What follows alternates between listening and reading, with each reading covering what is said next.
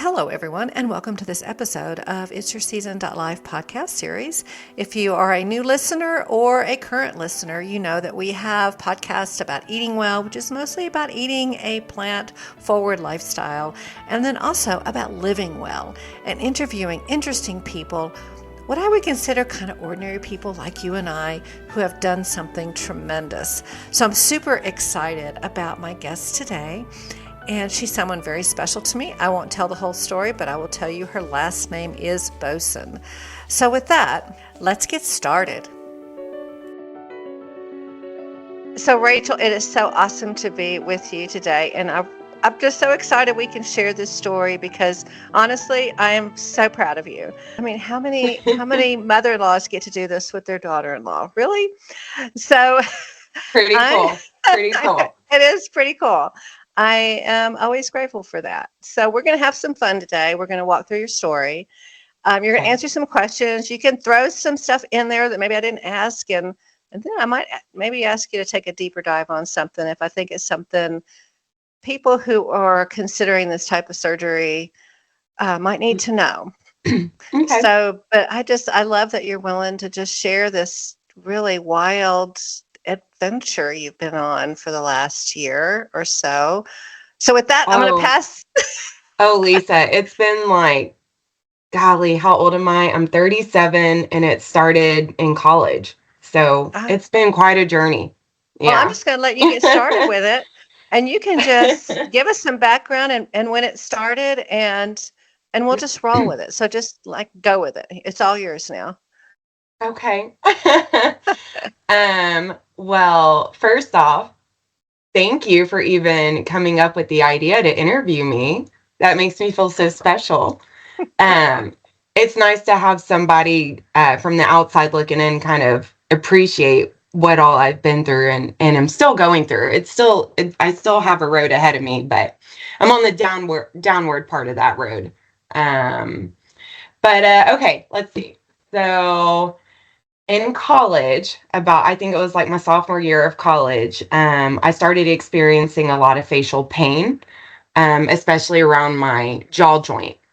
So kind of like right, I guess right before your ears, that little joint right there, right in front of your ears.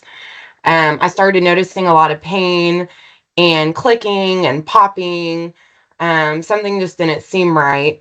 So I went to the dentist because I had no idea where to start. I figured this had to do with my mouth. So I'm going to head to the dentist, right? So I go to the dentist, and of course, the first thing they tell me is I'm stressed out. It's totally normal. I'm grinding my teeth. I'm clenching my jaw. I'm in college. I have a lot on my plate. Here's some pain meds for you. Here's some muscle relaxers. And I'm not a big fan of muscle relaxers because just personally, I don't like how they make me feel. So I thought, okay, I'll give it a shot. If it works and I'm okay with how it feels, then I'm going to, proceed, and I'll just get through this kind of temporary moment in my life where I'm stressed out per the dentist, right? So I try it out and it doesn't help and I feel very weird. So immediately quit taking muscle relaxers. So then I decide to take matters into my own hands and I think, well, I'm going to go get a night guard because my pain is really, it's really prominent when I first wake up in the morning. So I must be really clenching my teeth at night. So I go and get a night guard just at a grocery store, Walgreens or something like that. The next morning I wake up, my mouth guard is out of my mouth and it is completely busted. Do you know those bouncy rubber balls and you can bust them and it's like they crystallize the way they look? That's how the mouth guard looked. Oh my gosh. And so I was like, okay, this is serious. Like I am really grinding my teeth. What is going on? So, I go to another dentist. And this dentist tells me it seems like that I have what's called TMJ. And I am totally going to butcher this, but it's like temporomandibular joint.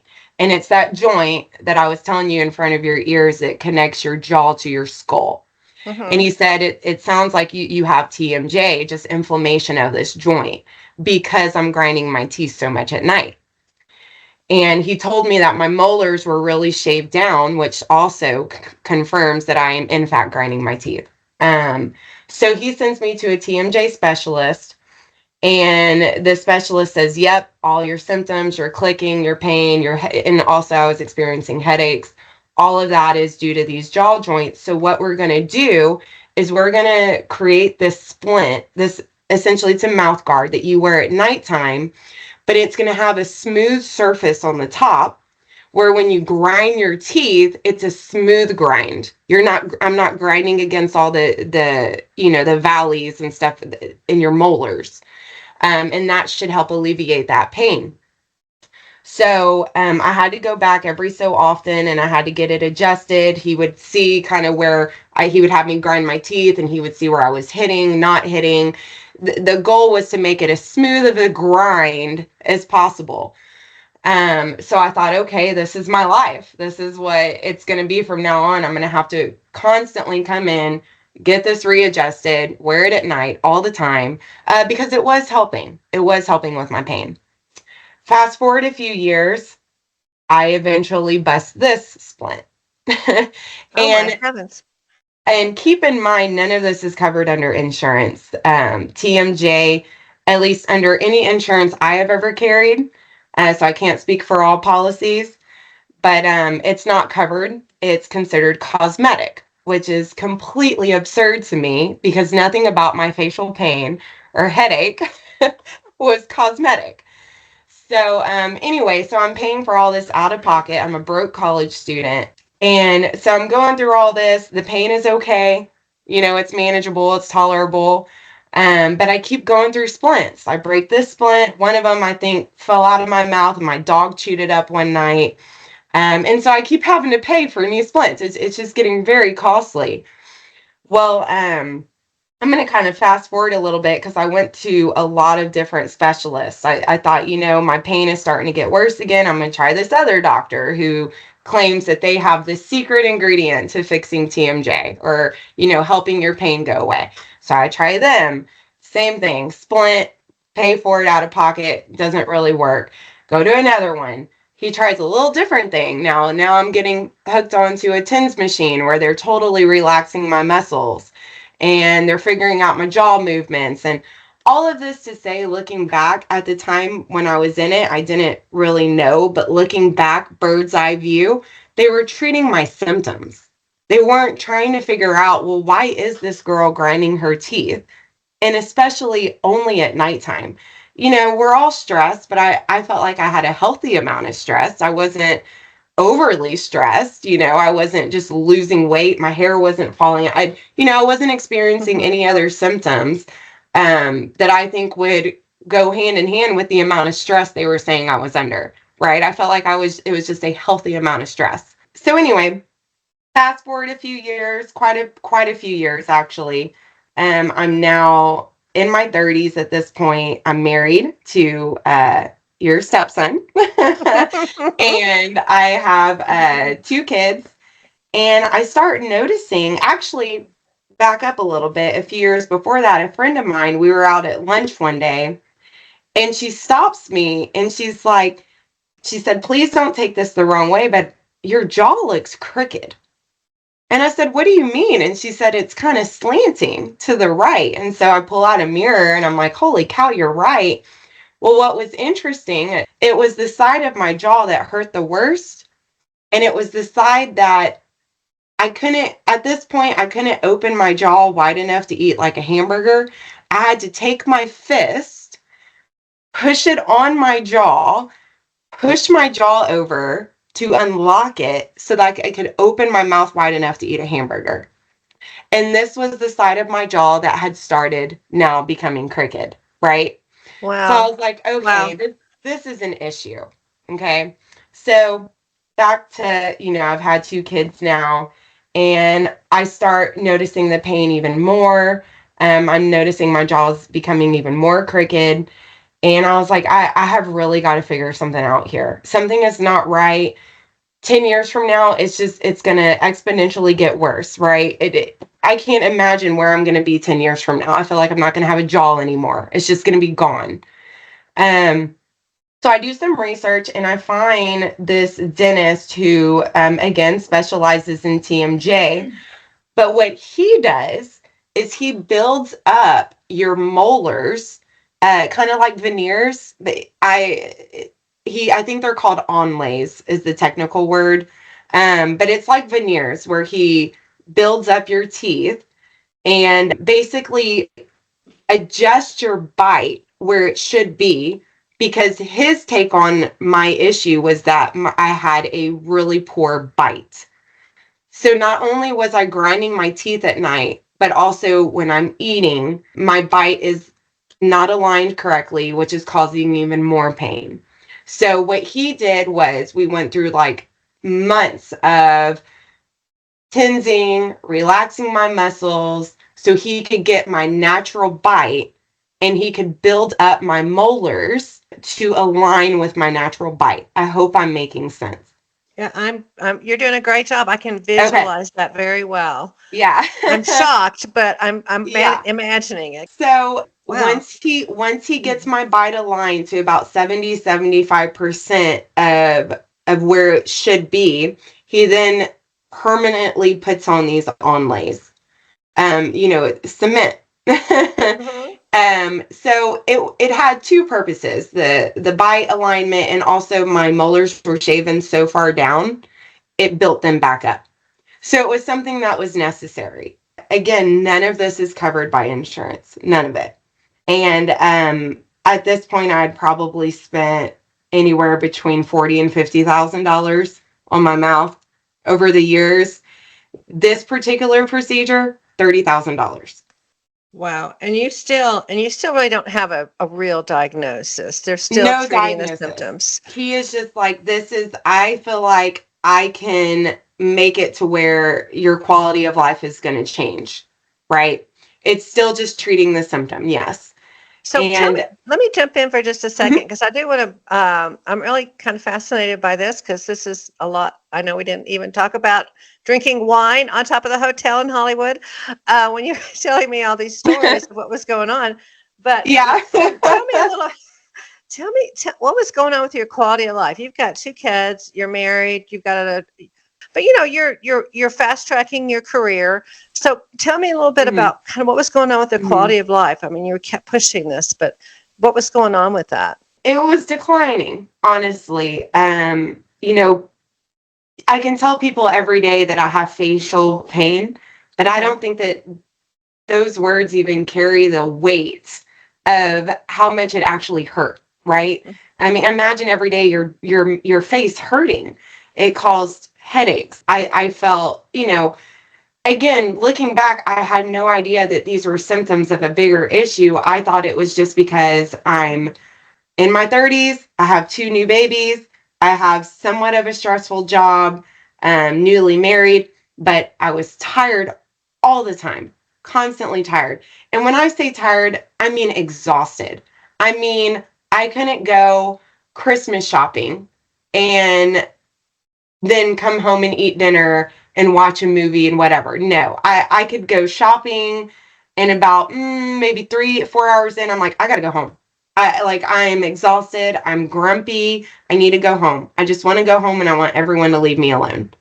That was the type of exhaustion. It wasn't just like, I'm tired, I want to lay here and watch TV. It wasn't like that. I don't quite know the right word for it. It was just, I almost just wanted to self isolate because I just was so exhausted. And So none of all your the other peers are like this, right? You're probably looking at your other no, peers going, yes, everybody else has energy and I want to go home and go to yes, bed.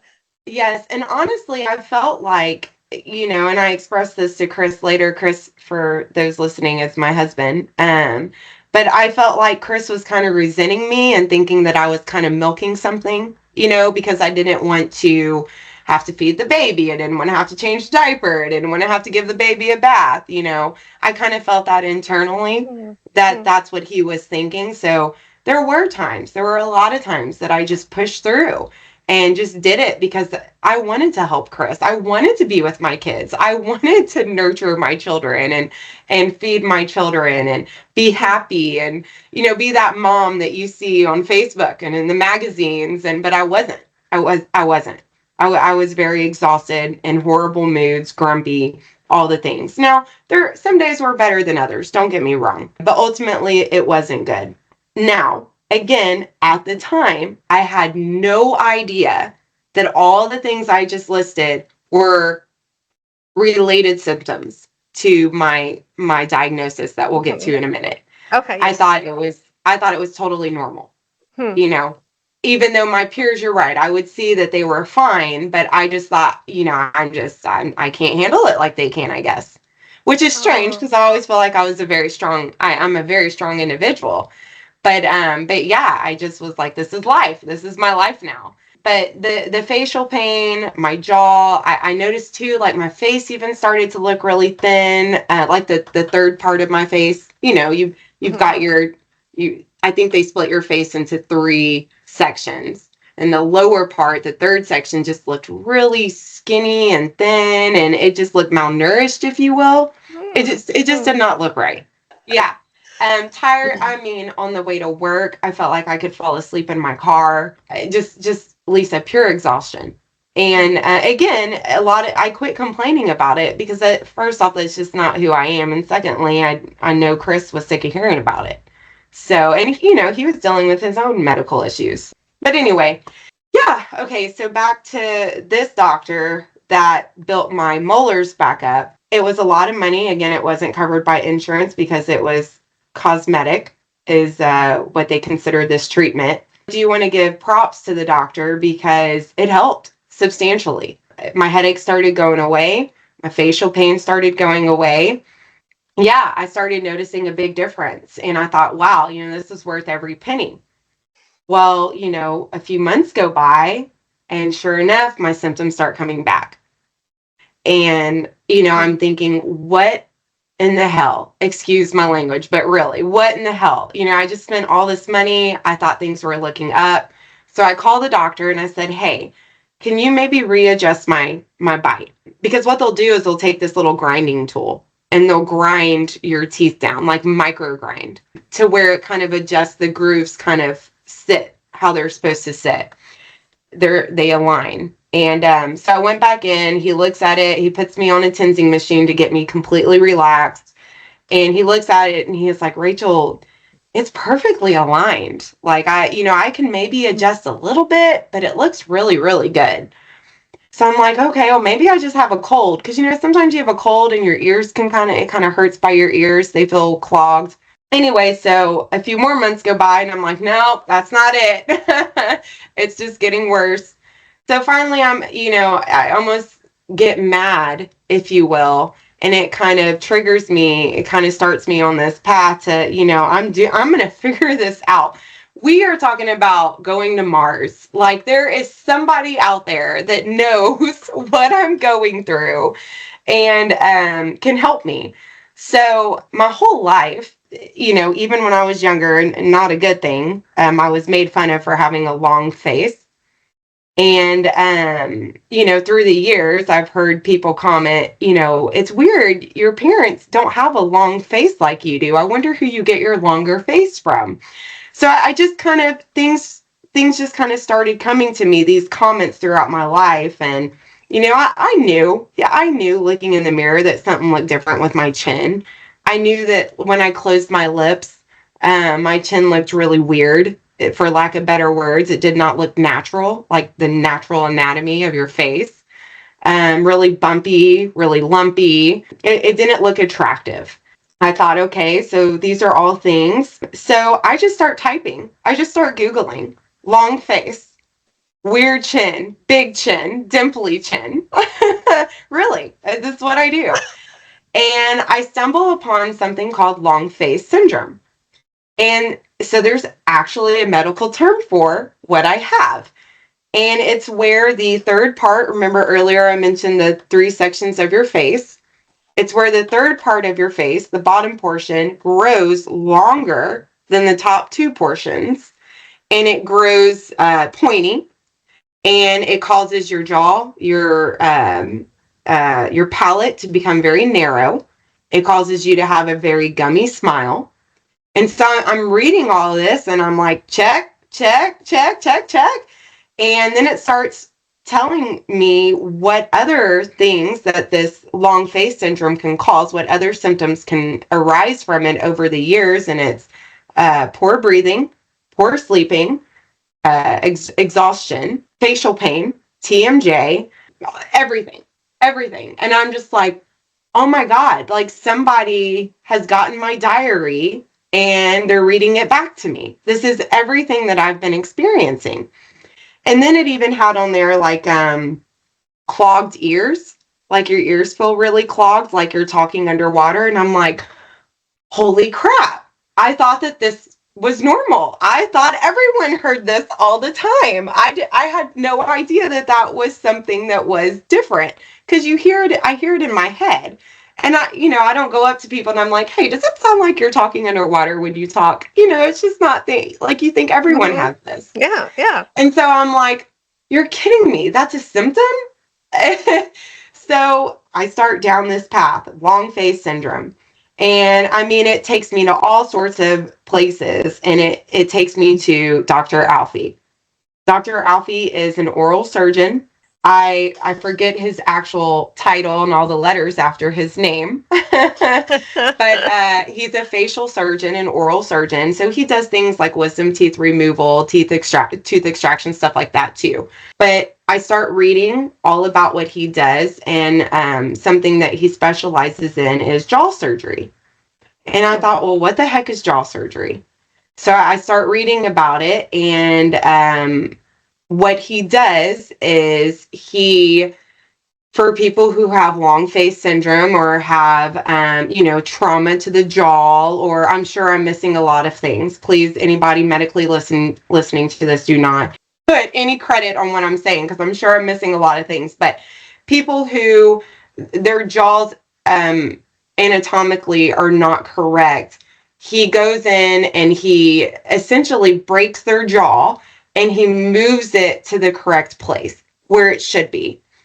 Anyway, so I'm reading all about this and I'm like, this is very, very interesting. I wanted to pick this man's brain, right? So I decided to schedule a consultation. He's in Houston.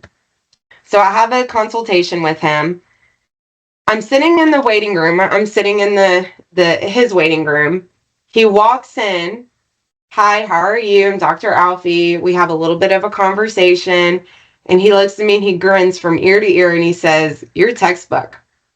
And I said, "What do you mean?" He said, "I can tell just looking at you. You're a textbook for what I do." I said, "Okay." So before he came into the consultation, they had me do a CT scan. And it was this machine where I stand there and I put my lips over this plastic tray and to keep my jaw straight. And it's a machine that goes around my head, 360, all the way around. And so fast forward now, Dr. Alfie coming in telling me that I'm textbook. He then pulls up on a screen in front of me that CT scan, and he shows me this picture of my skull, and where my airway are different colors. There's red, yellow, orange, a little bit of green, and a little tiny bit of blue. He said, "Do you see those colors there?" I said, "Yes." He said, "That's your oxygen." I said, "Okay." He said, "Blue is good oxygen." And I mean, you have to get a magnifying glass to see the blue, right? Mm-hmm. And I said, "You're kidding." He said, "No." He said, "That is because your airway is obstructed by where your jaw is placed. Your jaw is recessed and it's pushing back on your airway." I said, "Okay." So he keeps talking and he says, "Your jaw's pushed back on your airway. So when you sleep at night, imagine you're sleeping on the back of your head, gravity takes over and it's pushing it back even more. So now your airway already standing up is obstructed. Now it's obstructed even more. So when you're sleeping, your teeth are grinding because your body is doing everything it can to get the proper amount of oxygen to your brain and to your heart. So your teeth are constantly grinding, getting into position so your body can get oxygen. Your body's number one thing is to keep you alive, right? That's its number one job at the end of the day. And so that he said that's why you're grinding your teeth at night. And he said, what else did he say? He said, so you're grinding your teeth because your body needs air to breathe. And he said, he looks, and then he stops and he looks at me and he said, are you tired? And I looked at him, I said, all the time. He said, because you're not sleeping. You're not sleeping because your body's constantly awake, constantly fighting for oxygen.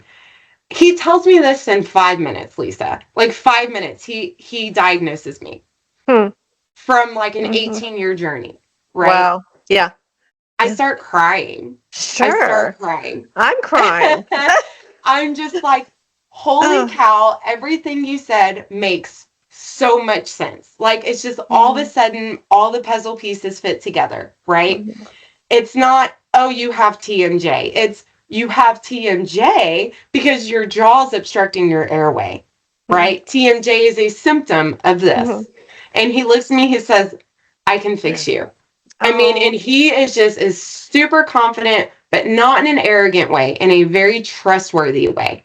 A very like, you know, where I'm like, this man knows what he's doing. He knows what he's talking about. He's passionate about it. He's super knowledgeable. Everything he's saying, it's almost, he was reading me like a book, you know. I just started crying. I said, I'm so sorry I'm getting emotional. He said, no. He said, we see so many tears in this office. And he said, this is why I do what I do. This, you know. So I said, okay, step 2, now that we have a diagnosis and now that I am just completely blown away by all of this. Step 2, what is this going to cost me? Because my funds are just deflated. They're just gone, right? He said, oh, insurance will cover this. I said, really? I said, because it hasn't covered one thing that I've gone through so far. He said, nah, it's going to cover it because I'm going to send you for a sleep study. I said, why? He said, because you have sleep apnea. I said, no, I don't, Dr. Alfie. I don't snore. Nobody has ever told me I snore. He said, you don't have to snore to have sleep apnea. I'm sending you for a sleep study. I'm telling you right now, looking at you, talking to you, looking at this CT scan, you have sleep apnea. And you have sleep apnea to a point where insurance is going to cover this. Okay.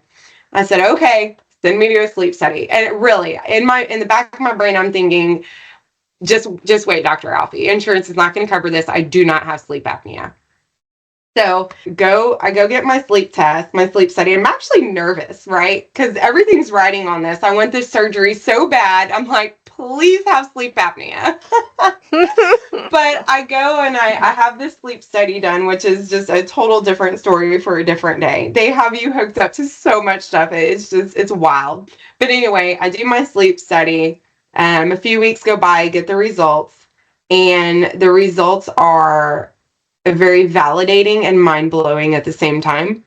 I was waking up 17 times an hour because I was obstructing my jaw. My airway was being obstructed and my body was waking up, even though maybe I'm not fully waking up, you know, where my eyes are open, things like that. My body is waking up to a point where, hey, we got to do something because she's not breathing, right? 17 times an hour. Like every 3 to 4 minutes, 4 minutes, 5 minutes, 6 minutes. Exactly. My math is terrible, but something like that. A lot. Exactly. A lot. So say I sleep quote unquote 8 hours, right? Well, if I'm waking up 17 times an hour, how much sleep am I really getting? Not only that, but I'm not falling in the level of sleep. Again, I'm not a doctor. I don't know anything about like REM and all that, but I'm not going to the level of sleep where your cells are regenerating. Your body's healing, your body's resting, all the wonderful things that sleep does for your body.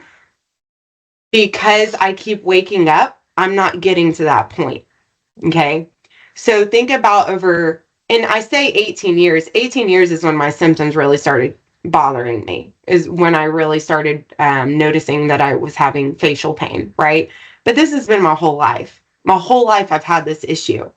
So imagine 37 years of compounding not getting sleep, right? So, I mean, think about everything that affects your gastro issues, right?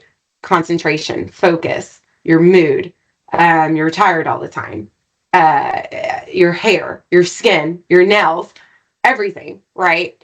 When I get these results, I feel very validated. Immediately I tell Chris, because I'm like, see, Chris, I'm not milking it, right? Like, I really do want to take care, help with the house and help with chores and help with the kids. But I'm telling you, I'm tired. And so he sees the results and he's like, holy cow, babe, that's insane. So the results go to Dr. Alfie. They send a whole package off to insurance. To this point, okay, let me stop right there and tell you how crazy insurance is. And I know I'm not the only one experiencing this, but insurance companies have now become our doctors, right? They decide what kind of treatment is right for us. What I'm diagnosed with, if I were 19 or younger, insurance would cover it. 100%. Okay? But because I'm 37, I guess they think, well, you're halfway through your life. You're like, you're fine. Go ahead, just keep dealing with this, right? But if you're 19 or younger, yeah, sure, we'll cover it because you still have your whole life ahead of you. So anyway, they submit this to insurance. I'm a nervous wreck because there's no way I can afford the surgery out of pocket. There's no way. It was last year. It was New Year's. I check the mail. I see the letter. So I'm sitting in my car at the mailbox. I don't wait till I get home. I open it up, and right there in front of me, it says I've been approved for surgery, for everything.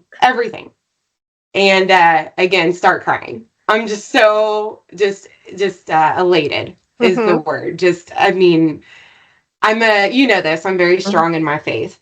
I feel like that God gives you red flags where he's trying to tell you, hey, this isn't right for you. This is not the right path. This path, green flags, green light, green, everything. I have not hit one hiccup, not one. So anyway, I'm just beside myself. I call Chris. I'm so excited. He's excited. Dr. Alfie's office calls me right away and they're like, all right, let's get you started. Let's set you up, So I forgot to mention this treatment, jaw surgery. Most of the time you have to have braces before and braces after, because what that's doing is it's positioning your teeth to a point where they can have a successful jaw surgery. After is the tweaking, where they're getting your bite right. They're the finishing touches, if you will, right? So I started my orthodontic treatment. Luckily, I was able to do Invisalign because I'm, we have a little bit of vanity in us, right? I'm 37 years old. I don't want wire braces, and I've got a career. I do a lot of presentations. I really didn't want wire braces. I got Invisalign again, another green light from God. Just everything was just smooth sailing. So I had my orthodontic treatment had started. About 7 months in, they took x-rays and they said, okay, you're ready for surgery. So we set up my surgery date, which was September 23rd. You started this in 2023, right? Yes, early 2023. Yes. All right.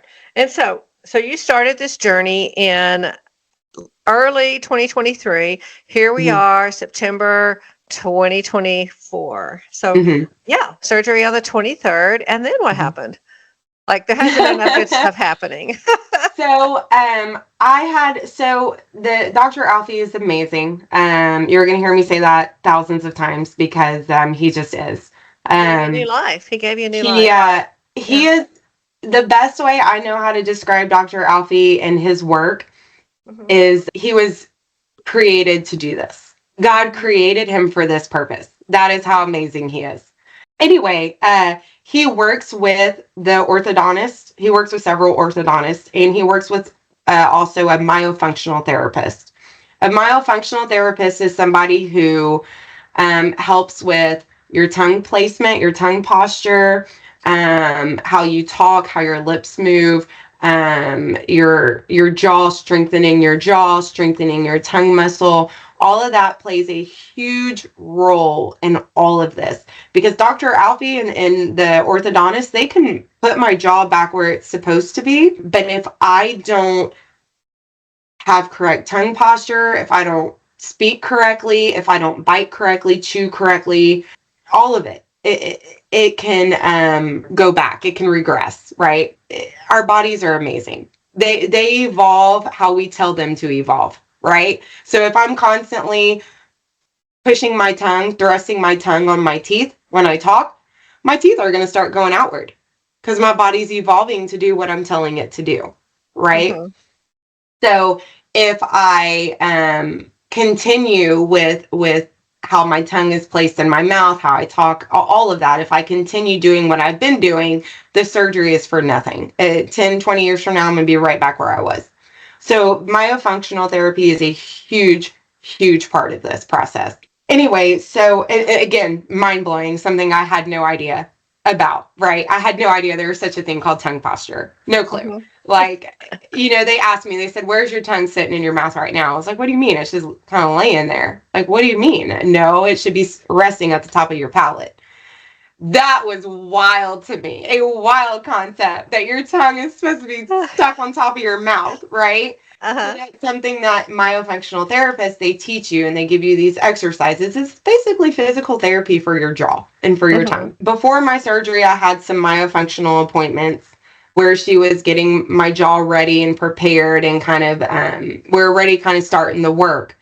So then she had recommended that I join this Facebook group as a jaw surgery Facebook group for support, right? It's just a great group to go in. You can search something and see if anyone else has had the same issue, or, it's a really good community to support this because it's a major, major surgery. Mm-hmm. They're breaking your face.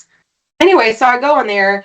It's a great group, but I had to be very, very careful about the posts I chose to read because it can scare you. It can scare you. You see people coming out of surgery and their faces are 4 times the size and their lips are swollen, blood coming out of their nose. Very intimidating images. Wow. So I told myself, you know what? I know this is what God wants me to do. Right now, this particular support group is not benefiting me right now in this moment. I'm going to quit looking at it and I'm just going to keep trekking forward. I think the last thing I need right now is stress. So I got off of it and I kind of just didn't think about surgery. I really didn't. It was my way of prepping myself. And I was like, because I'm not going to go through with it, right? So why am I going to stress myself out before it happens? Day of surgery is when it hit me. I'm saying all that to say that's when it hit me. When I was in my gown, that beautiful hat they put on your head, right? The surgical hat. That's when it hit me in that moment. Holy cow, they're about to break my face. And the doctor comes in, cool as a cucumber. Hey, Rachel, are you excited? I am so super excited. This is going to be great.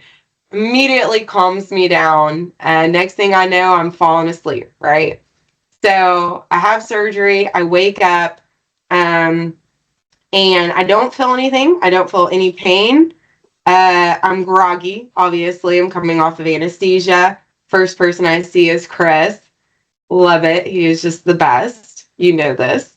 And I can tell he's looking at me like, you look different, right? But in a good way. Like, he looked giddy.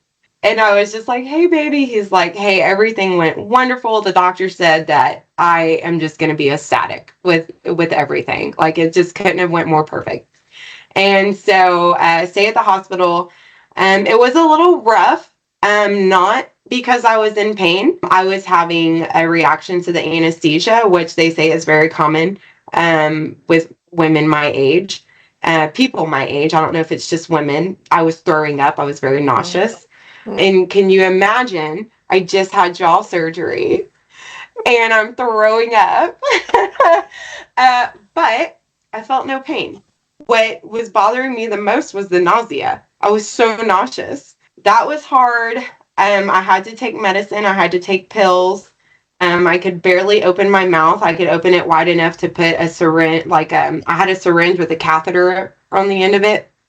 And that's how I syringed water into my mouth to take my pill. So that was hard. That was something I had to learn how to do very quickly.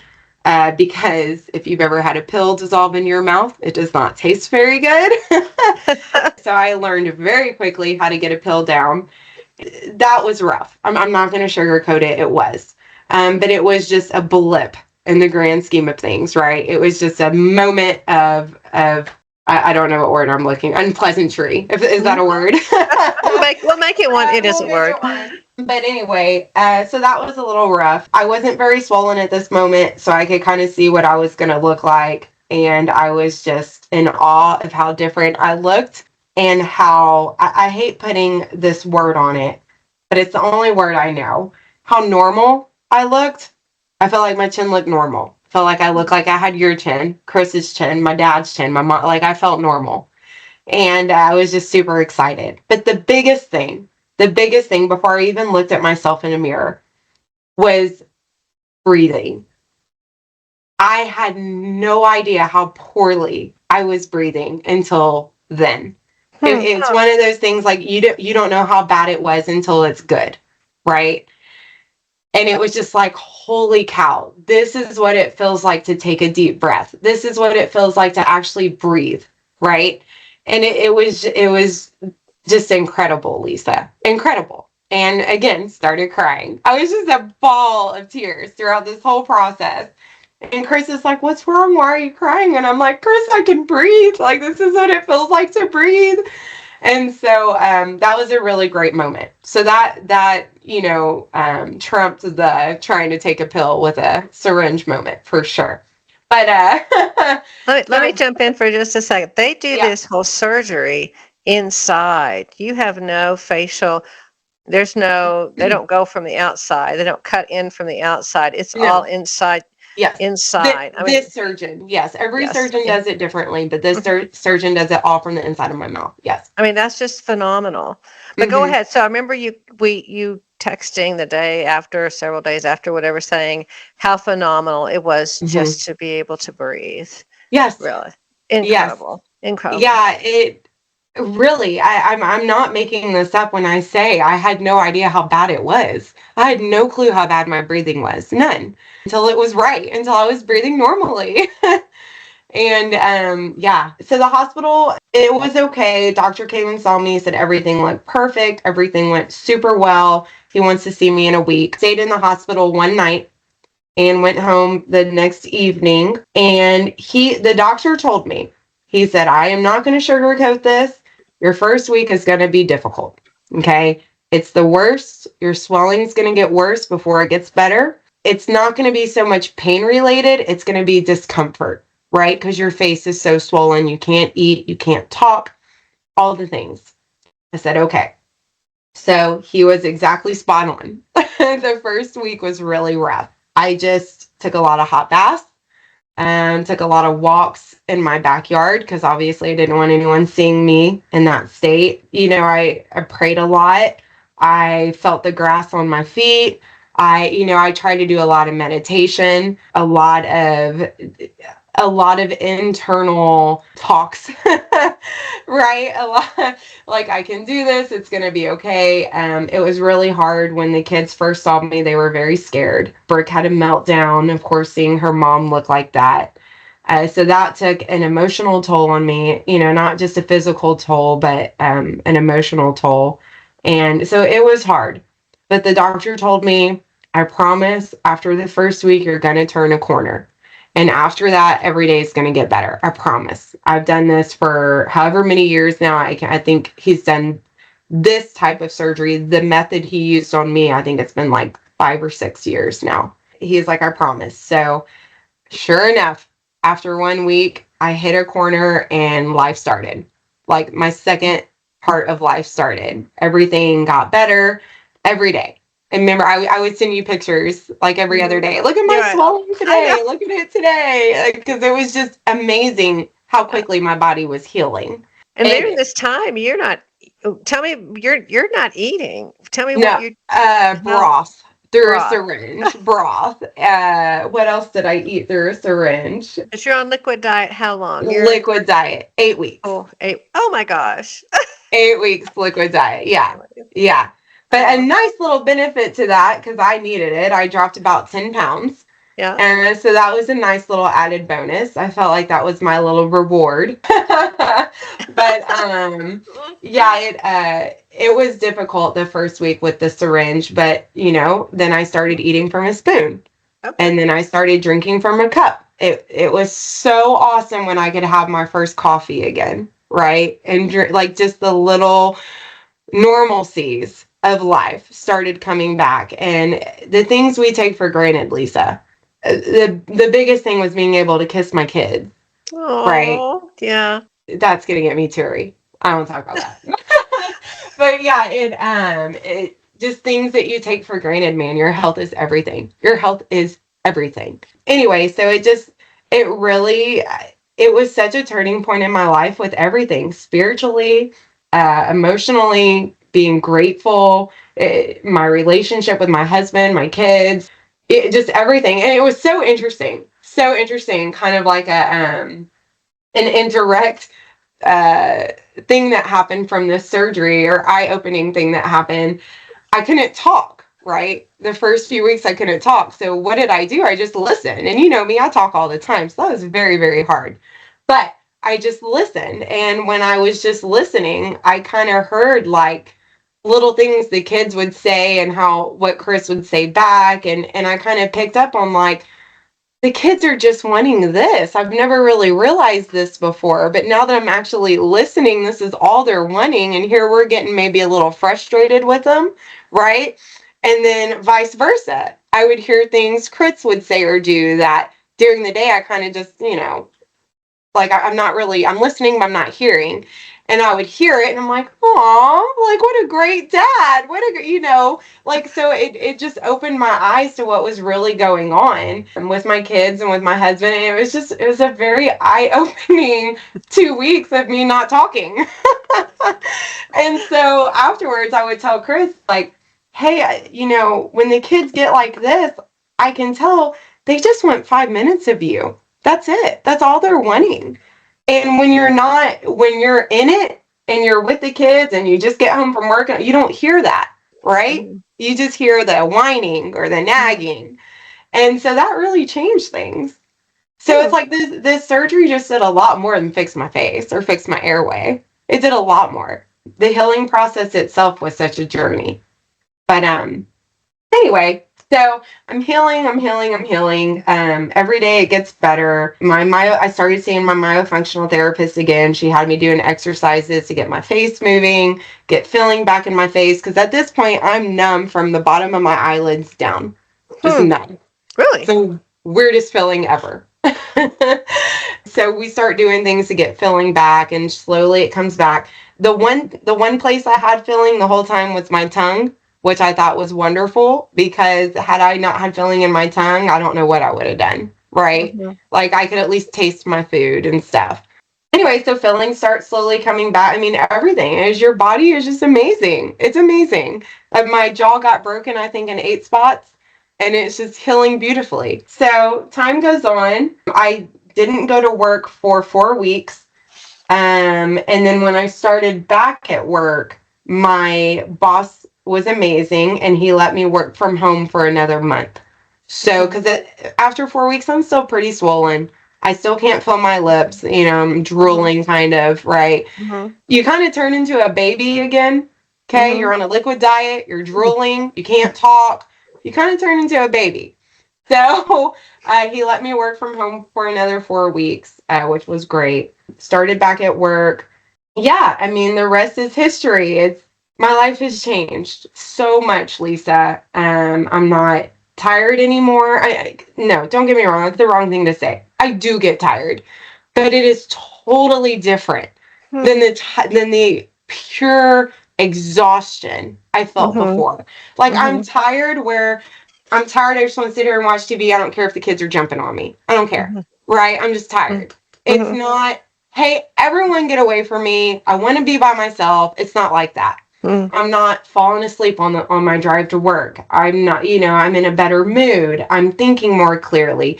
I swear my hair looks better. My skin looks better. A lot of people, when they first see me, they don't even notice my jaw. They notice my eyes. And they say my eyes look so blue. like, Mm-hmm. and they're just popping out, right? Mm-hmm. And I'm like, that is a very interesting takeaway. My eyes, I would have never thought of my eyes. A big one. I've always experienced, not always, for a long time now, I've been experiencing hip pain on my left Mm-hmm. side, which is also the side where my jaw would lock, if you remember, and I had to push it over. Mm-hmm. Yep. So, my hip pain is gone. Really? Gone. Isn't that Um, bizarre? What do they say about that? Bizarre. Oh, I told my myofunctional therapist, and she is like, she's just nodding her head and grinning, like, yep, I hear it all the time. Mm-hmm. Another success story, right? And I did tell her, though, the other day I'd gone for a walk and I kind of felt it a little bit of a throb in that spot. And she's like, okay, no, I'm glad you told me that because that means we need to strengthen something, right? And so she gave me some exercises to do, and the throbbing is gone. So it's crazy how related all of this is. It starts with your mouth and it works its way down because what's happening is your muscles are all compensating for each Mm-hmm. other, right? Mm-hmm. This muscle isn't working how it should, so this muscle is going to overwork. Okay, well, now this muscle is going to overwork for this muscle. Now this muscle is going to overwork for this muscle. It is all related, all connected. And so my hip pain is gone, and that has been amazing. Gosh, what else? I mean, the biggest takeaway that I've noticed, and again, remember, we're in the holidays. I'm not like a shopaholic or anything, but I love shopping during the holidays. I love going to craft shows. So comparing it to this time last year, my mom and I went to a craft show last year. At the end of the craft show, I'm like begging my mom to leave. Mom, please let's go home. I'm tired. My hip hurts. Come on. She wanted to go get Mexican food and margaritas, right? Like, let's end the day with that. I'm like, no, please let's go home. This year, I'm like, let's keep shopping. Let's go get food later. Like, I last way longer. We then go get food. After that, we come home, we sit by a fire, we talk. Like, it is just a completely different person. I'm a completely different person. Another big one, putting my kids to bed at night. Before it was like, please hurry and get in bed because I want to go to bed, right? And it's like 8 o'clock. We put our kids to bed at 7:38. Okay, it's early. It's early. Most people go to bed what, 9? Mm-hmm. 7:30. I am pushing my kids to go to bed. It causes a lot of fights, if you will, a lot of heated moments with my kids because they're kids. But I am so exhausted that I'm like, please hurry and go to bed because all I want to do is lay down. And my poor kids are getting the tail end of this, right? They're Mm-hmm. getting this from their mom and it sucks, but that's how I felt. Mm-hmm. Now it's bedtime. Let's go to bed. Mom, can you read us a book? You know what? Sure. Right? It's just they're getting a totally different mom. It's going to make me cry. It's, it's so Lisa, it's so different in a good way. It's Dr. Alfie has this saying where it's like the first part of your life. I can't remember this saying. Oh my goodness, I'm gonna have to look it up. But it's something like the second part of your life starts with jaw surgery. Like that's when the second part of your life starts. Wow. And he's completely right. Yeah. My whole life has changed. Physically, mentally, emotionally, everything. And even Chris, for those of y'all who don't know my husband, he doesn't talk a lot about his feelings, right? And I had been noticing that he'd been a little bit more flirty with me during the day. And so I kind of looked at him, I'm like, what's going on with you? And he looks at me, he said, can I be honest? I said, sure. He said, your attitude is different. You're just a happier person. And for Chris to say that to me was a big deal. It holds a lot of value because he's not someone who just dishes out compliments. Well, So. he's my husband's son, so I'm sitting here crying over that one. No, I cried over it. Like I just couldn't believe he said, it was a big deal to hear that. And It's a big deal to hear that. it's changed our relationship. It just keeps getting better and better. And it's not that our relationship was ever bad. Don't get me wrong, but it's just so much better now. I mean, when you're just everything fighting to stay awake, Yes. it's the chronicness of it is Yes. just incredible. Well, you and know? all the other little things like my ears being clogged, they're not clogged anymore. So it's that little annoyance that you don't even realize you're dealing with. You're immune to it, but now I don't deal with it. And I'm like, holy cow, this feels so good. It feels so good not to feel like I'm talking underwater. It feels so good to get some good sleep. Oh, Lisa, I used to wake up 7, 8 times a night to go to the bathroom. And now I'm waking up maybe once to go to the bathroom, which is completely normal. That is a total average normal number to wake up and go to the bathroom. It's like one an hour. Gosh. Yeah. Oh, insane. Well, wow.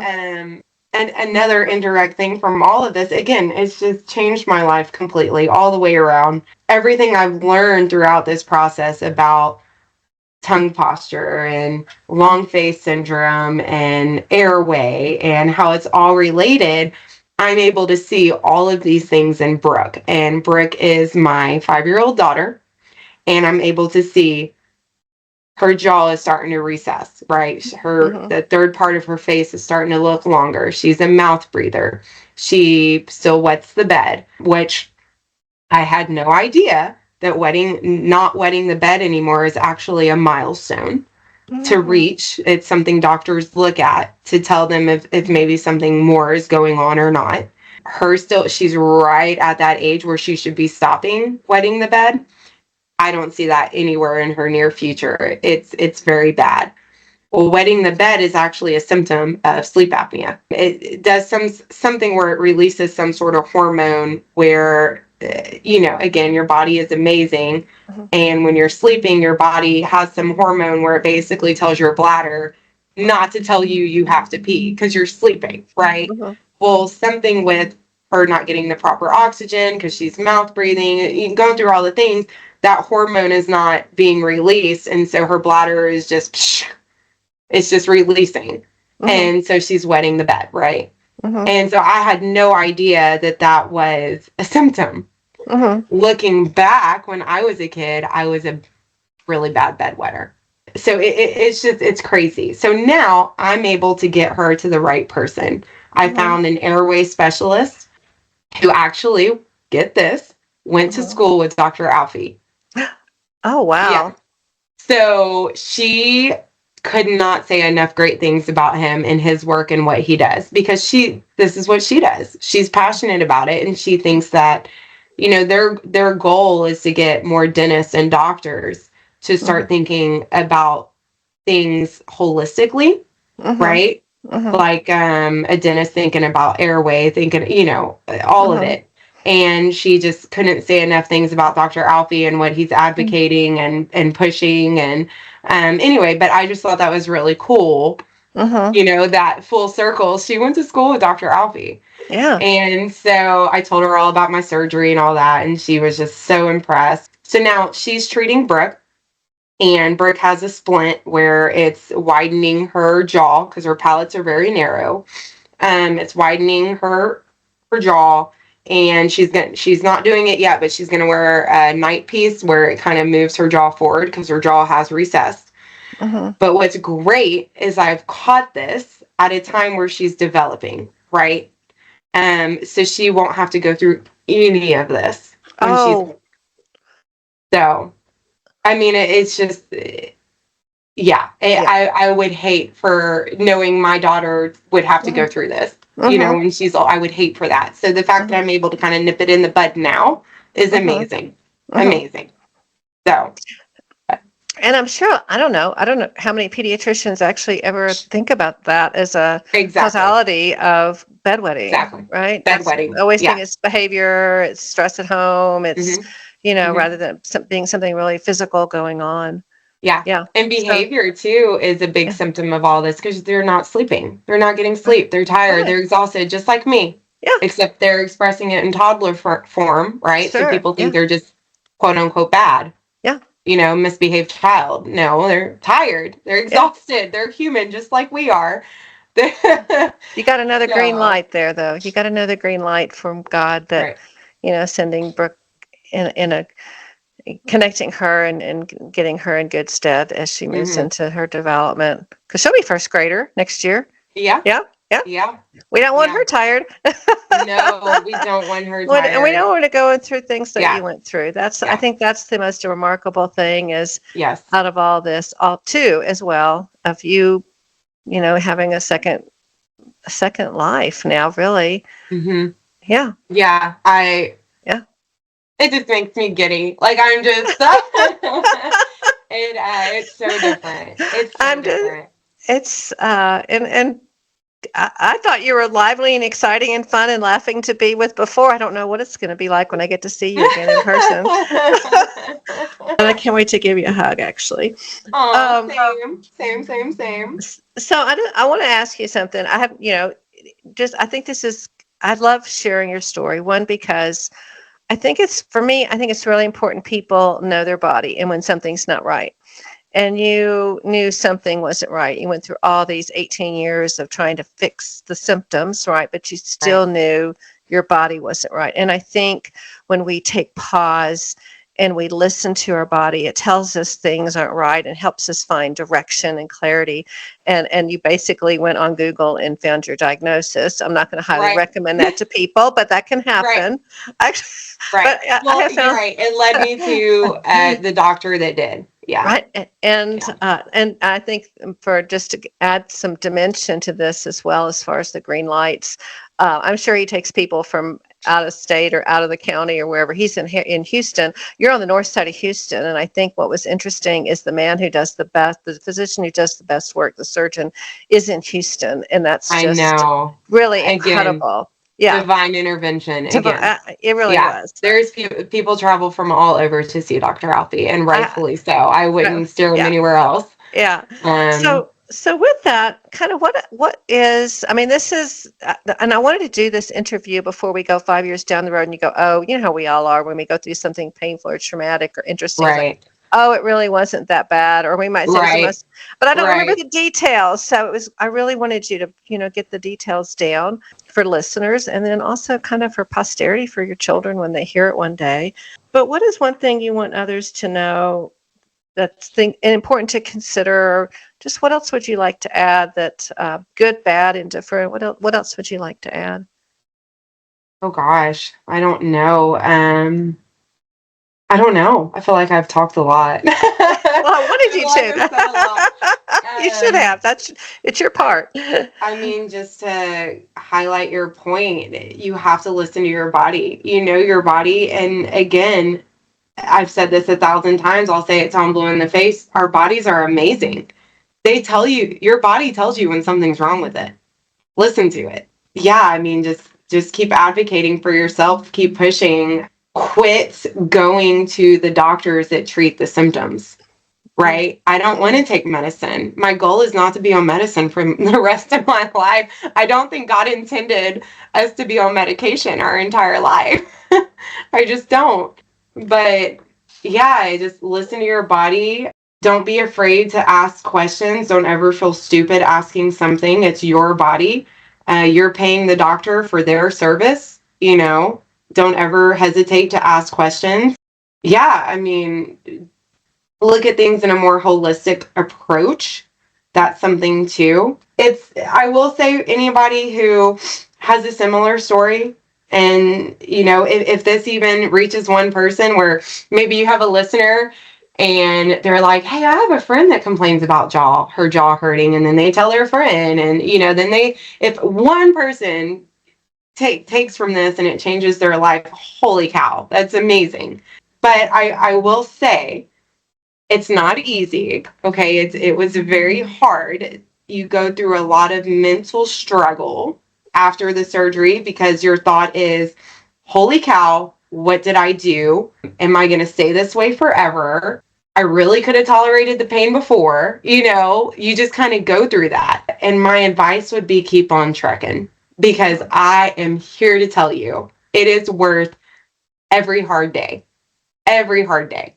And I mean, I really don't know what else to say other than it's just completely life-changing. And I hope that more people share their stories. I hope that Dr. Alfie continues to reach people and talk to dentists and pediatricians and GPs. And I hope he finds more myofunctional therapists and orthodontists because this is a team effort. It's a team effort. And a lot of doctors don't work that way, right? I just hope that this continues to reach more people, because I don't think that it's a genetic issue. I believe, and I'm getting this all from Dr. Alfie in an amazing podcast I listened to. Somebody interviewed him. But it's a new world issue. And you can look that up, Dr. Alfie interview, and listen to it, because I don't want to steal his show. But I just think it's something a lot of people are struggling with, and they don't even realize it. And so I just hope the word gets out there more and more and more, because it's just life-changing. Again, I don't know if you remember me mentioning earlier issues, gastrointestinal issues. It's all affected, all of it. I used to get tummy aches all the time. Those are gone. It's just stuff you need oxygen, and you need good oxygen, and you need sleep, and you need good sleep. It all works together for you to have a sound, healthy body. So it's important. And I hope that more people learn about this, because I had no idea this was even a thing. Me too. I think that's why I was so excited I was just shocked. I was just amazed when you told me. And one, obviously proud that you hung in there and you found out what was wrong. But then the New World Issues is very interesting, and we'll put that in the podcast information so people can go to that and listen to it as well, because it may resonate. Yeah, I'll find it for you. It may resonate. I mean, sleep is incredibly important, and for microbiome, everything, and you never know what else it's. The whole jaw is interesting. Yeah. It starts with your mouth. Everything from what you put into it, to how you chew, to how you it starts with your mouth. Yeah. Every time. So. Well, I just appreciate, and I love the fact we can do this, Rachel. Yeah. We can share your story. So and I really love it, because I'm passionate about it. Obviously, it's something I went through, and I just think it's the coolest thing ever that people figured this out. They figured out the puzzle. And I'm telling you, but back to what I said, it's something Dr. Alfie was meant to do. And it takes someone who's passionate about it, because they're cutting your face. Right. And your face is what people see when they greet you. First impression, your face is very important. And you want someone who is passionate about what they're doing, knows what they're doing, to work on it. So one additional thing that we did have a sidebar about was, before the surgery, I think, was, were you going to look differently, or were people going to look at you differently, or because we look at people, their eyes, their nose, we're immediately, we know who they are. Right. Can you speak to that just a little bit? Because I remember us talking about that. Yes, we were sitting in the back of my car talking about it. Yes, I was, you can show me all the before and after pictures you want, right? Everyone looks incredible. They're after pictures, but when it's actually happening to you, you think, oh, I'm going to be that 1% that it just doesn't quite look right after surgery, right? It's very scary, because they're changing your facial anatomy. What he did, he cut my jaw, he broke it, and he moved it forward, up, and then he rotated it back. Because remember, I told you it was starting to become crooked. So he did a lot of movement with my jaw. And without realizing it, I got a little bit of a nose job from it, because moving my jaw forward made my nose point up just a smidge. Now I have this little cute point that I wasn't even expecting. It is adorable, I have to say. Thank you. But going into surgery is a big fear. It was a big fear. And something Dr. Alfie does, he has an in-house psychiatrist. They actually talk to you before surgery and help you talk through all of this, because it's a big deal. I've been seeing the same face for 37 years. So even if it does look better, even if you have 1,000 people tell you it looks better, it's hard to process, right? Kind of like people, you hear stories where they lose a lot of weight and they still kind of identify with the person before. Same thing. So I was very scared of that. After surgery, now that most of my swelling is down, I can see really what I'm going to look like, and it ebbs and flows. There are days I look in the mirror and I'm like, okay, I can do this. And then there are days I'm like, oh, okay, I'm gonna have to get used to this. You know, it ebbs and flows because I'm not used to seeing that in the mirror, and especially pictures. Pictures Mm. are a big one. It's the holidays. We're taking family pictures like crazy everywhere, and so I'm seeing pictures of myself, and I'm just like, there are some pictures I love, some pictures I hate, but I'm getting there. I'm getting there, because I know at the end of the day, for functional purposes, this is what I needed, and then also at the end of the day, I know deep down it looks better because it's anatomically correct, right? And, you know, God didn't make ugly people. We're beautiful. So you put your face back where God meant it to be, it's going to be beautiful, right? Right, So, right. Oh, yeah.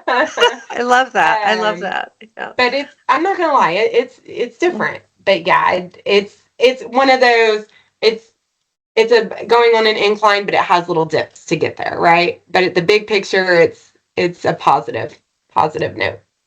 I mean, I would think there's a little certain grief may not be the best word, but a little grief of kind of how you were, Yeah. like because you were used Yeah, to it, no, that's a right? good word. It, Grief is a good and word. and Yeah. then you just kind of get through it, but it's a very different kind of surgery than I would imagine. I could be wrong because I haven't had my nose done, although I think about it. No, But your nose is so but you know, cute. it's because it's not an intentional reconstruction where you're like doing nose reconstruction for cosmetic reasons or Right. Botox or whatever. You know, Right. you're not doing something intentionally to make yourself more beautiful or more appealing. This Right. is truly a functional. You not you again. They can kind of project out. I think we looked at some pictures where they could Mhm. kind of project what you probably are going to look like, but you still kind of not really, because they're aligning all this and they are Right. doing it without cutting outside. I think that's the most phenomenal thing. We're Yes. going Yeah, it's all in inside. my gum line. Yeah. When I see Yeah. those pictures of the x-rays and all the metal that's Hmm. behind all that, it's just mind blowing. It really So is. the If I don't throw up before, when I think about what you went through, yeah. okay? Oh, and great news. I don't know if I told you my bone is fused together now. So I'm completely cleared to eat anything I want. Yay. That's very important Um, considering we're 6 days yeah. before Christmas. Yes, exactly. Yeah. But the before, out of all the before and after pictures I showed you, my favorite one is the oxygen one, where It's it shows it's mind blowing, it is. mind blowing. So for everyone listening, before my oxygen, the picture I described, it had the different colors, right? The red, the yellow, the green, and a little bit of blue. Blue is the color you want. The after picture, it is all blue, and it is just like a beautiful cloud of blue. It's I think Dr. Alfie refers to it as the blue ocean. It's a blue ocean, and that is, man, wild, just wild. It's we'll So put those in we'll put the photos in there because and we might even use that as the cover actually.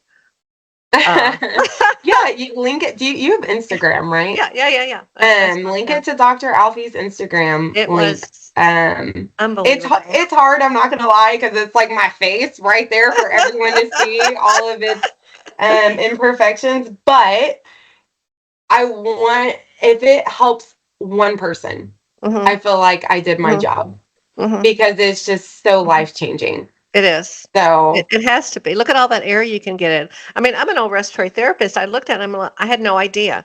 Like I had no idea that was a thing. the The obstruction of jaw, airway. Hmm. and how much it can you adjust it and obstructed that airway. I mean, we know Right. it's soft palate and that kind of thing, Right. but Yeah. really anatomical jaw. That was Yeah. mind blowing. Yeah, I think Hmm. I cannot remember, so please don't quote me on this, but I think he moved me a total of like 9 millimeters out off Hmm. my airway, Hmm. which doesn't sound like a lot, but it's a lot. It's a lot. It's a lot. So, because your airway isn't very big, period, right? So No. add 9 millimeters to that. So Mm. yeah, and then he moved me up, I think 7. Wow. So. Wow. Yeah. I didn't Wow. even know your jaw could move up. I didn't know that. But it can. And he did it all in an hour and a half. Okay, that's mind blowing. Mm-hmm. Wow. Yeah. Wow. Yeah. And that's why I would steer people to him every time, because the least amount of time you're under, the knife, you're opened up under anesthesia, the better you're going to heal, the faster you're going to heal. Sure. But yeah, a lot of surgeons 4 to 6 hours, and he does it in an hour and a half. Yeah. Oh, yeah. He's amazing. Oh, wow. Amazing. That's amazing. Oh my gosh. Well, this has been amazing. I always find you amazing. Ditto. I'm so fortunate. I'm so fortunate. I am. Mike and I are so fortunate. We say that a lot. We do too. we're always sorry we can't always be there in person to help you with things like this, but we're there in spirit, and I'm a cheerleader for Rachel. No, I appreciate it. Just even you wanting to talk to me about it means so much, because it's it really means a lot. So thank you. Well, you're very welcome. And no, you weren't here in person, but you were here enough I couldn't even tell you weren't here in person. How about that? You sent flowers, the cutest little flowers. You called me, you texted me, it was perfect. So, yeah. Well, I'm just, you really, this whole year we have a lot to be grateful for sure. Yes. And I'm just thrilled everything went well. And I'm thrilled we're here to tell the story and help other people. I think that's the next step. Yeah, I want to. I want to help. You always ask yourself, what's your purpose? Why are you here? Right? I've just always wanted to help people, and I never knew what that would be. What does that look like? Okay, I want to help people. What does that mean? And maybe this is it. I don't know. I have no idea. So, but yeah, if I can help somebody change their life like I did, that'd be awesome.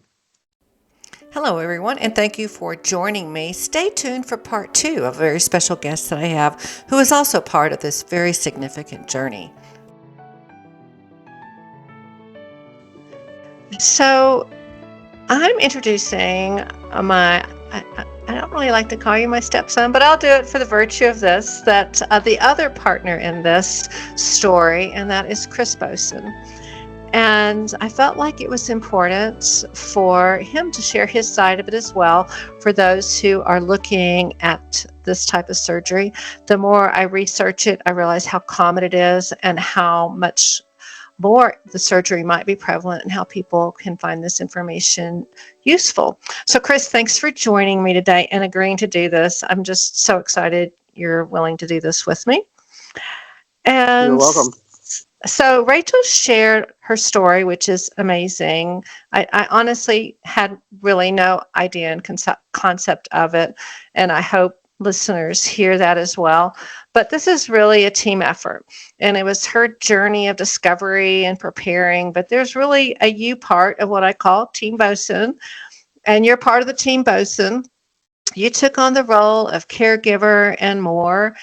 And she had a year of preparation that we heard about with the Invisalign, and there were lots of appointments, and there was some direction of what to expect. But what was your preparation like? How did you kind of prepare for this surgery mentally, whatever? How did you prepare for this major surgery?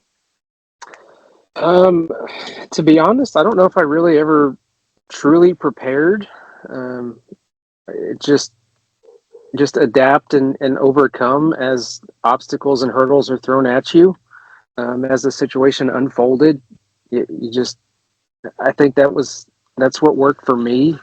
Because you never know. Like they can tell you what the expectations are going to be like, and you can try to game plan and strategize on how things are going to play out and what's going to happen and timelines and everything. You can try to game plan all of that in your head, but until it actually happens, you have no idea what it's going to be like.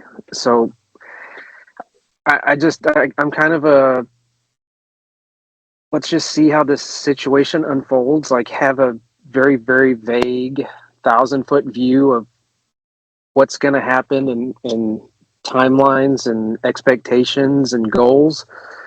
But then just be present in the moment and adapt on the fly as you have to. our situation might be different than most people that might be going through this, or some people. We had 2 young kids, and they require quite a bit of attention and care as well. And so that was kind of the unknown for me, anyways, is what that looks like with them and their schedules and her recovery, the amount of time that and care that she's going to need in her recovery versus taking care of the kids and the house and the dog and all the other extracurriculars that go into life as a family. And it really kind of took hold with me post surgery while we're in the hospital and talking with Dr. Alfie and his fellow, just on what their expectations are of her and what their goals and what they're encouraging her to do. I was able to get a much better idea and understanding of it. She's fully ambulatory from the sense of she can get out of bed and do her normal thing. Post surgery, she's going to have a lot of jaw pain. And then it's just the anesthesia when it wears off and she's able to get up and move around. But she's, as far as they're concerned, post surgery, she's fully ambulatory, and they actually encourage her to get up and move around and do, normal day-to-day activities as she's allowed. She still had lifting restrictions and stuff like that, but they really encouraged her to only use the bed as a place to rest and recuperate and sleep. But they wanted her up and moving around and fixing her meals and prepping her smoothies and drinks and doing all those things just to keep blood flowing, keep blood pumping, and help her recovery process. So once I kind of learned all that, I was just, okay, let's, I'll give her the attention that she needs in her recovery. If she needs help, she can ask for help or come get me, or, just communicate with me the best that she can. And while my primary focus is her and her recovery, I also have to focus on the 2 kids and getting them dressed and ready for school, take them to school, pick them up from school, get them fed, get them bathed, get them to bed, do all of that stuff, including their day-to-day activities with extracurriculars, baseball, gymnastics, swim, whatever that is. But I say all that to kind of circle back, and my preparation was a little different than the fact that, I just wanted to get an idea of what her expectations were and then just be present in the moment and adapt on the fly as day-to-day came about. If she needed me to do this, I just did it. So this is a very this is major. It's physiological and kind of psychological as well. And we look at each other through our eyes, right? It's our face. That's the first thing that we see. And yeah, what were some concerns you had, and what were your first thoughts when you first saw her when she came out of recovery? Because this is a massive facial, even though there's not a lot of stitches on the outside, there's a lot going on in there and how it changes. So what were your first thoughts when you saw her, maybe? So first thoughts, so after surgery is, you can start to see some of the effects of the surgery, post-surgery, the swelling, the, blood, whatever, she looked like somebody that came out of surgery, and a facial surgery at that, where they had to do work on her mouth. They did some work on her nose and, the nose tubes. And so it's a post facial surgery look, is, to be honest, is what it was. But it wasn't until 24 to 48, even 72 hours later, that the swelling really started to take hold, and you could really start to see the difference in the swelling. Um, I could see a difference in her facial structure just Mm-hmm. post surgery, like the way her nose was, the way her jaw was and chin. I could see it immediately post surgery, and then the swelling kind of took hold. It, her face puffed up. It's I can still see the difference, but it's not as drastic because everything is so swollen. But as time progresses and she heals and the swelling comes down, I can start to see more and more differences in the way that she looks. But the biggest thing for her, and this is what I had to kept reminding her of, this was not a cosmetic surgery. She did not go into this thinking, I'm going to have this surgery and they're going to change my face and make me look like a supermodel, right? And she's Mm-hmm. beautiful. She's beautiful the way she is, but her sole purpose for this procedure was a 100% pure health perspective. She was not getting the oxygen that she needed when she would sleep. She wasn't she wasn't getting the quality of sleep that she needed to sleep. Her body was so deprived of oxygen while she's sleeping that she's waking herself up every 5 to 10 minutes. So her Mm-hmm. body's waking her up every 5 to 10 minutes, and so she's, for years, she's been so worn down with pregnancies and kids and not sleeping. I mean, years and years of that go on, and it's just physically and emotionally taxing because while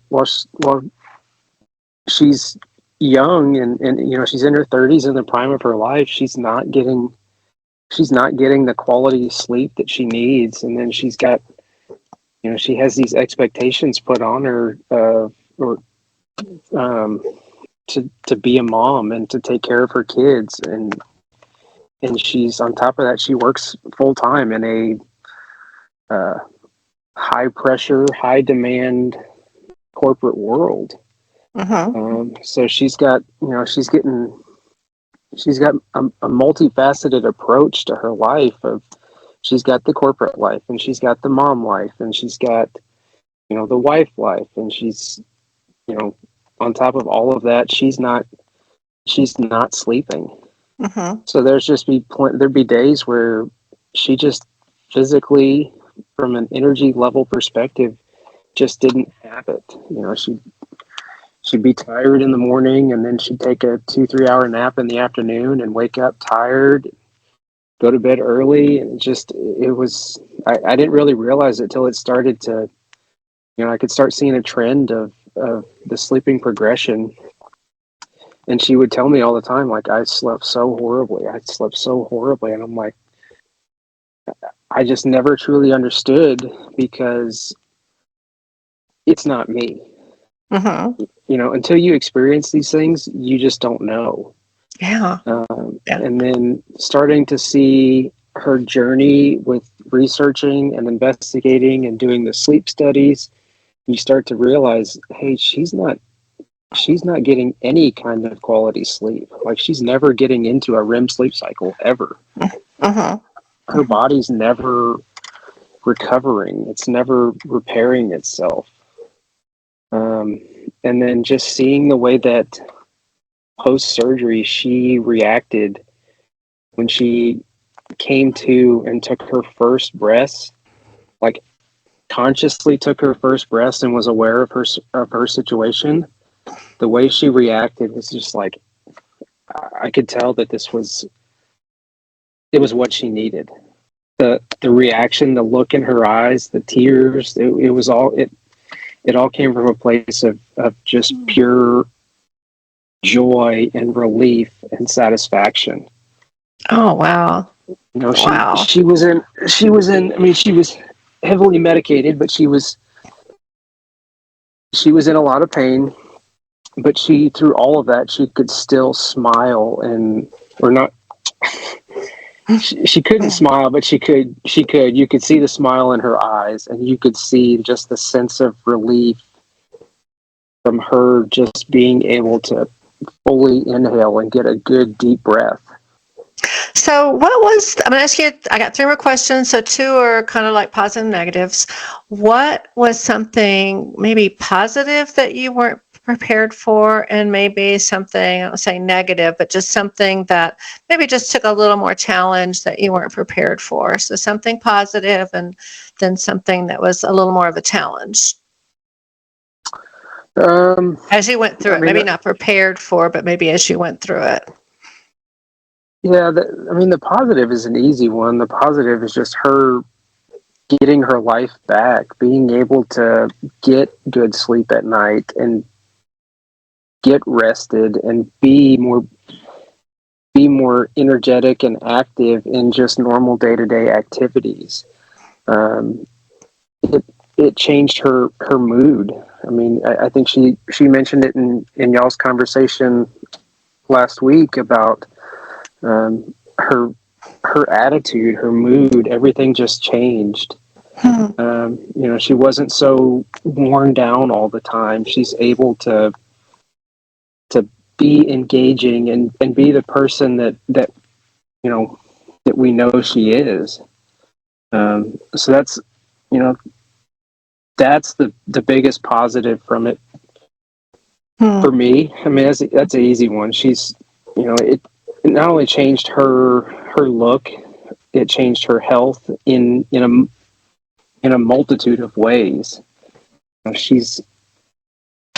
She's able to breathe. She's able to sleep. She's able to re-energize, rejuvenate. She's much more engaging. She's much more present. All those things. From a negative perspective, or from something I wasn't prepared for, I don't know if there really. I don't know if there really was. I mean, it was.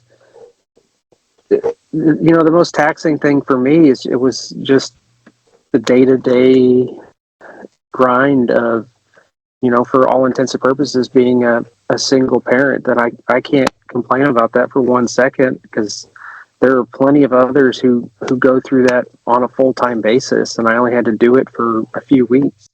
Getting the kids up in the morning and getting them dressed and getting them to school and going to work and working a full day, coming home, picking up kids, getting them fed, bathed, in bed, and doing the process all over again. That's, that was the challenge for me, was just being able to do all of that and take care of her. And in the meantime, take care of myself too. Sure. I have my own health challenges, and I have to try to figure out how to do all of that and incorporate time to take care of myself, because if I don't, I can't take care of them. Sure. Yeah, absolutely. I mean, this is just such a great story, and I'm so proud of both of you. One for Rachel, obviously, for plugging through this and discovering her diagnosis literally on Google, and thankful the surgeon was so close, and y'all just did an amazing job of getting through this, and now you're on the mend. So I have one more question, and for the spouses that are out there, particularly men, but men and women, because men get this malady as well. But so what would you recommend to other spouses or significant others who are considering going through this surgery? Just remind them it's a process. This isn't like a in and out surgery and they're back to normal life a week later. It's Dr. Alfie set very clear expectations with her, and the recovery process is very long. You're having to heal. You're having to retrain your muscles in your mouth and your jaw to function properly, and ultimately heal and start acting normal again. But it's a process. It's a marathon. It's not a sprint.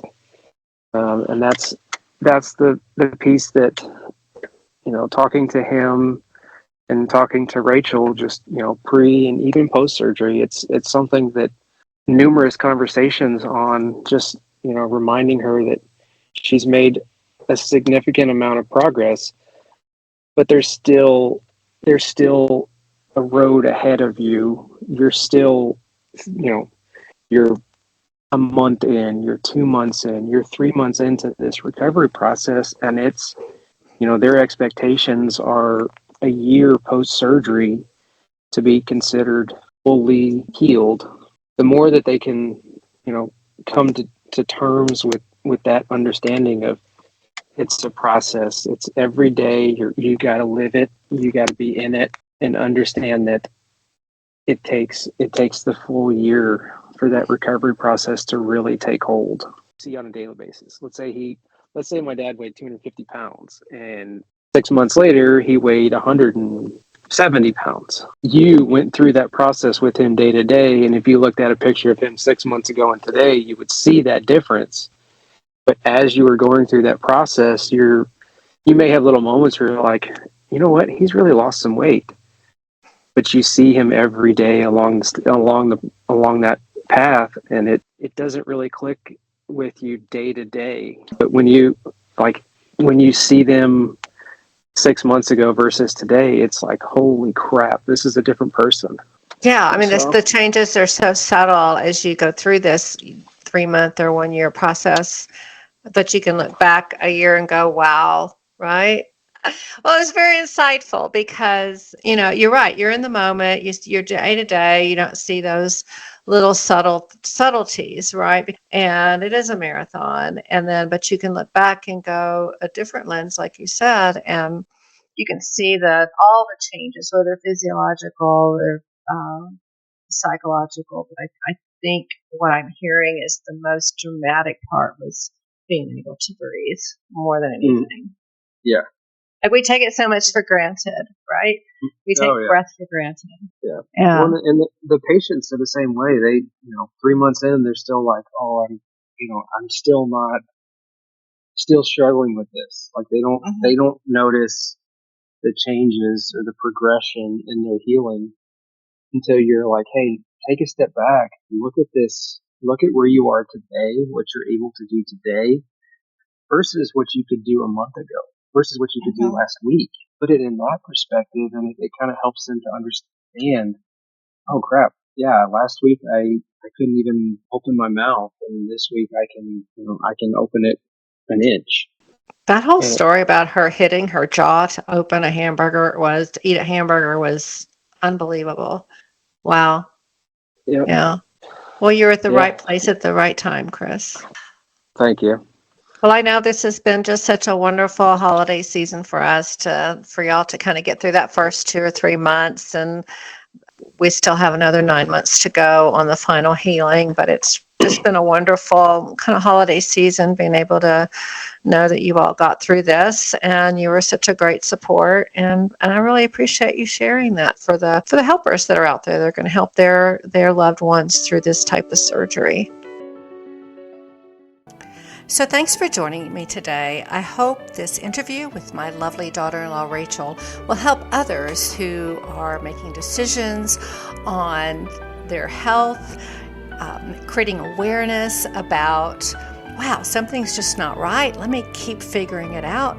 And then also for those who might have grandchildren or children, and understanding the importance of these new world health disorders that are out there, such as long face syndrome.